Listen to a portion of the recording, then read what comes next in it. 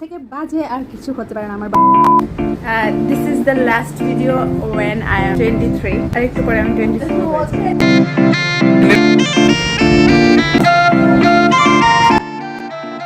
ভেবেছিলাম আর ভিডিও দেবো না, কারণ আমি অ্যাকচুয়ালি সময় কভার করতে পারি না, আমার খুবই দৌড়াদৌড়িতে থাকতে লাগে সারাদিন, তো সময় ঠিকঠাক করে আমি কভার করতে পারি না, রেগুলার আমি ভিডিও দিতে পারি না। ভাবছিলাম আর ভিডিও দেবো না, কিন্তু এই ভিডিওটা আমার গ্যালারিতে অনেকদিন ধরে পড়ে ছিল, আমার বার্থডের ভিডিওটা।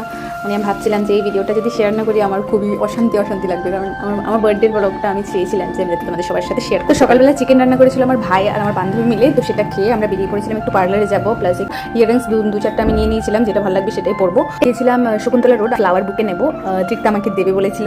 আমাকে বার্থডে উইশ করো, happy birthday Pom. Thank you. For the first time আমি আমার বার্থডে সুন্দর করে সেলিব্রেট করতে যাচ্ছি। আমি যা করছি শুধু নিজের টাকাতে নিজের বার্থডে সেলিব্রেট করবো। এর থেকে বাজে আর কিছু হতে পারে না আমার বার্থডেতে। একটা কথা আছে, বেশি এক্সাইটেড হলে, মানে আমি আমার বার্থডের জন্য যে ড্রেসটা অর্ডার করেছিলাম, কয়েকটা অর্ডার করেছি, বাজে ওয়েদারের জন্য আসেনি, মানে ক্যান্সেল হয়ে গেছে। লাস্ট মোমেন্টে একটা আসার ছিল, আজকেই বার্থডের দিনে আসার কথা ছিল।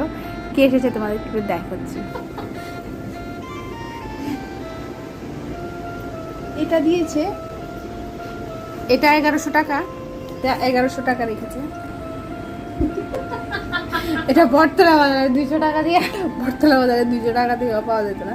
খুবই বাজে অবস্থা আমার, আমি খুবই ভালো প্রিপারেশন দিয়েছিলাম। এই জিনিসটা দিয়েছে আমার। তো লাস্ট মোমেন্টে আমি মমিতা থেকে একটা ড্রেস হাওলাত নিয়ে নিয়েছি, এখন এটা পরেই আমার ওগা বোগা বার্থডে হবে।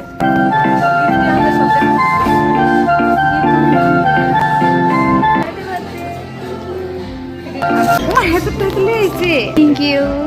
তোর থেকে এটা এক্সপেক্ট করছিলাম না, যদিও আনএক্সপেক্টেড।